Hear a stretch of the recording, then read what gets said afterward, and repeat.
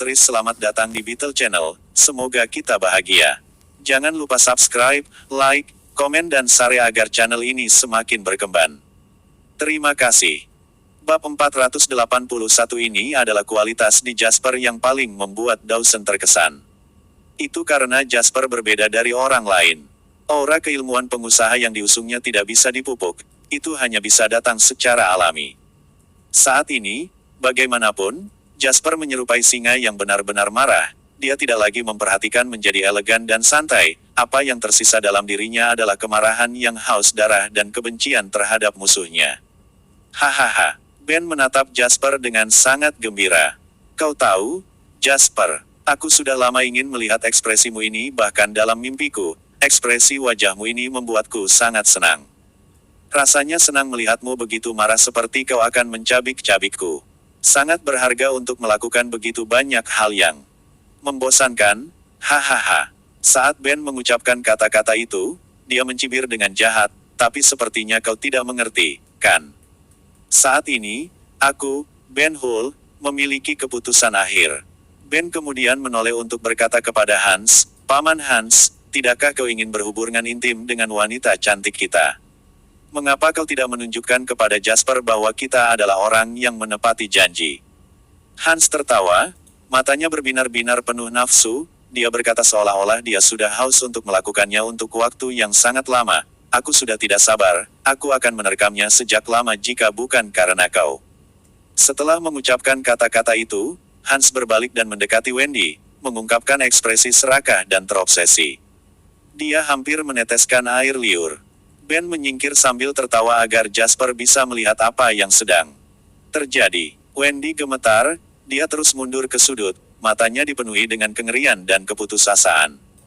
Hans tertawa liar, dan sambil berjalan ke arah Wendy, dia berkata, kau adalah wanita impianku, melihatmu sekarang membuatku sadar betapa vulgarnya wanita lain, hanya wanita sepertimu yang pantas untukku.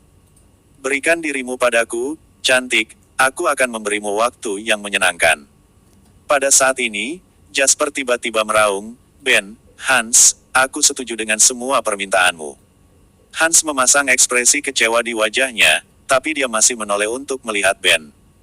Ben, yang matanya berkilauan karena keserakahan, memandang Jasper dan berkata, kau akan menyelesaikannya dalam waktu 2 jam. Ingat, waktumu hanya 2 jam. Jasper menarik napas dalam-dalam dan berkata, aku telah menandatangani perjanjian transfer proyek. Bagaimana cara memberikannya kepadamu? Jika aku jadi kau, aku ingin melihat surat-surat itu ditandatangani dengan mata kepalaku sendiri. Kalau tidak, aku selalu bisa menandatangani dokumen palsu, kan? Ketika itu terjadi, semua usahamu akan sia-sia, bukan? Ben menatap Jasper, mencibir, dan berkata, apakah kau mencoba menipuku? Jasper berkata dengan dingin, kau bisa mengirim seseorang kepadaku dan melihatku menandatangani surat-suratnya. Kau tidak harus maju sendiri. Mata Ben berkedip, dia tampaknya mempertimbangkan apakah ada jebakan dalam proposal ini. Jasper berkata dengan tenang, jika kau ingin menggigit, maka kau harus mengambil risiko, jika kau bahkan tidak dapat menanggung risikonya, maka jangan pernah berpikir untuk mendapatkan proyekku. Ben mencibir dan berkata, keluar sekarang dan seseorang akan menghubungimu di flyover Jalan Selatan. Ingat, jangan main-main denganku atau aku akan memastikan kau melihatku dan pamanku bermain-main dengan wanitamu. Jasper memandang Ben dengan dingin dan berkata, aku akan menepati janjiku, tapi sebelum itu. Jika kau menyentuhnya, aku akan menjadikan ini neraka yang hidup untukmu bahkan ketika aku mati.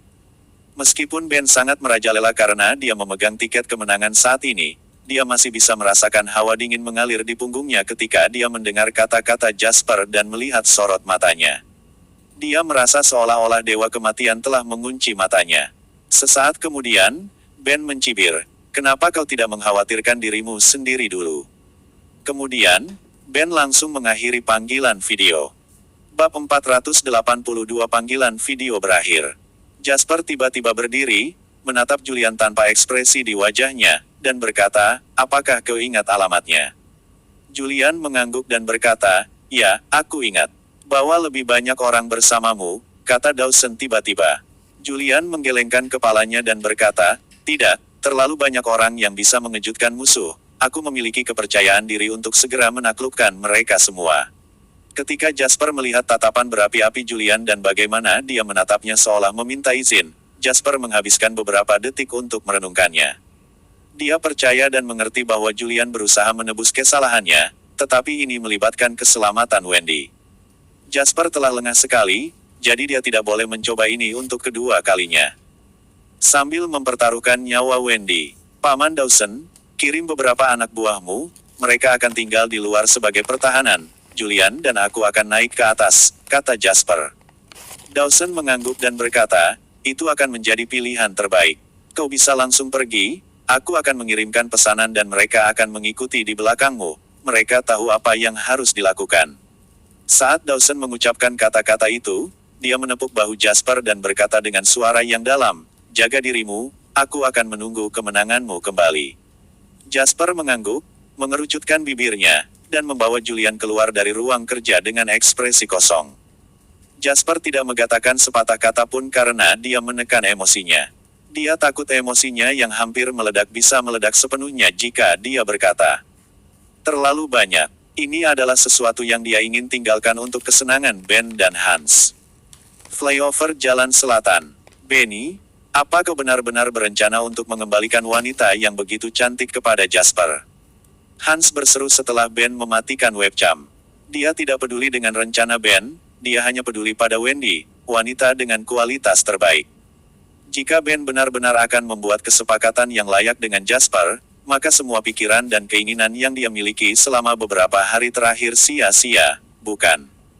Ben menyeringai jahat sebelum berdiri dan datang ke sisi Hans, berkata, Paman Hans, karena aku telah mengundangmu, kurasa tidak pantas untuk mengirimmu kembali tanpa memberimu imbalan apapun. Aku ingin ketiga syarat itu terpenuhi, sedangkan Wendy, kita harus merasakan juga, tentu saja. Ben menatap Wendy, yang meringkuk di sudut, menatapnya dengan ketakutan dan kengerian, dia tertawa histeris. Pada saat ini, Ben tidak bisa melihat bagaimana ekspresinya yang berkerut, seperti seorang psikopat, dia bukan lagi pria elegan seperti dulu. Hans tertawa setelah mendengar apa yang dikatakan Ben, dia menepuk bahu Ben dan berkata, tidak buruk, akan sangat memalukan untuk mengembalikan kecantikan seperti itu kepadanya tanpa alasan.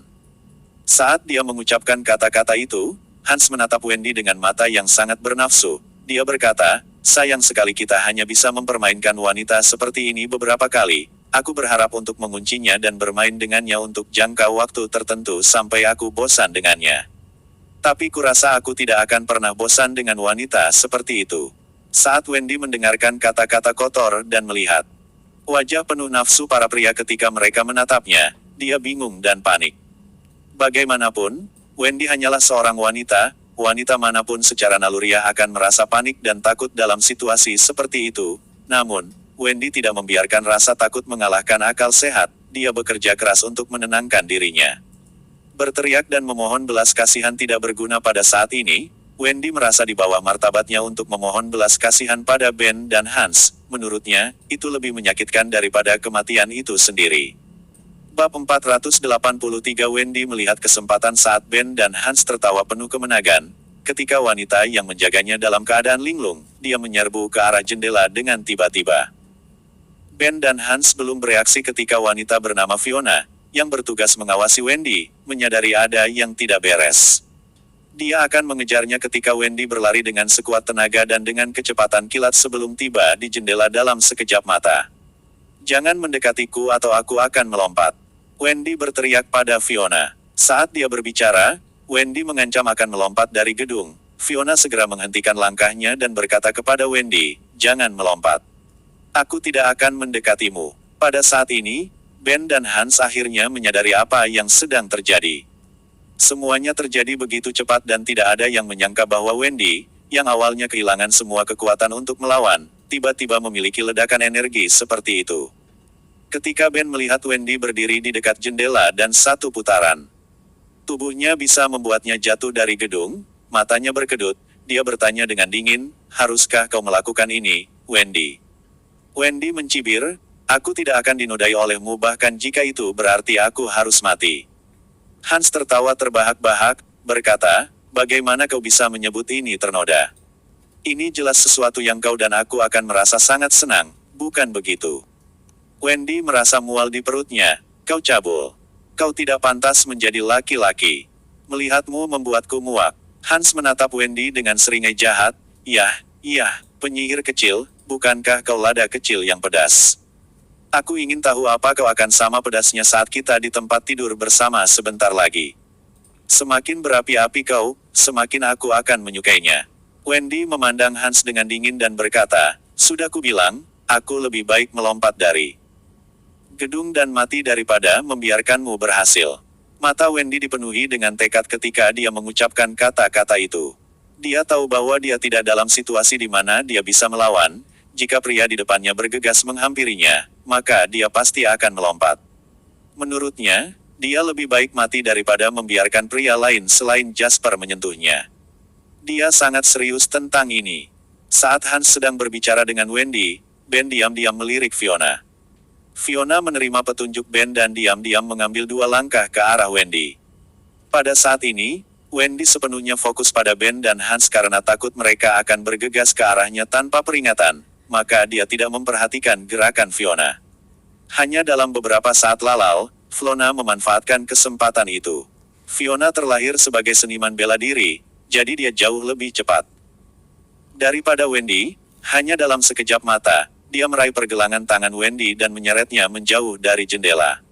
Wendy menjerit dan baru saja akan melakukan perlawanan ketika sebuah tamparan mendarat di wajahnya. Tamparan itu membuat Wendy jatuh ke lantai, dan tetes darah merah mengalir dari sudut mulutnya. Wendy menoleh dan menatap Fiona dengan mata dingin. Oh, lihat wajah ini, sangat disayangkan. Hans mencibir jahat dan berjalan mendekat. Dia membungkuk dan hendak menyentuh wajah Wendy yang tercetak 5 sidik jari merah cerah. Sentuh aku dan aku akan menggigit lidahku. Wendy tidak terdengar emosional sama sekali. Anehnya, dia tenang, ketenangan yang sama memancarkan tekad dan kemauan yang kuat, tidak meninggalkan ruang lagi siapapun untuk meragukan keaslian kata-katanya.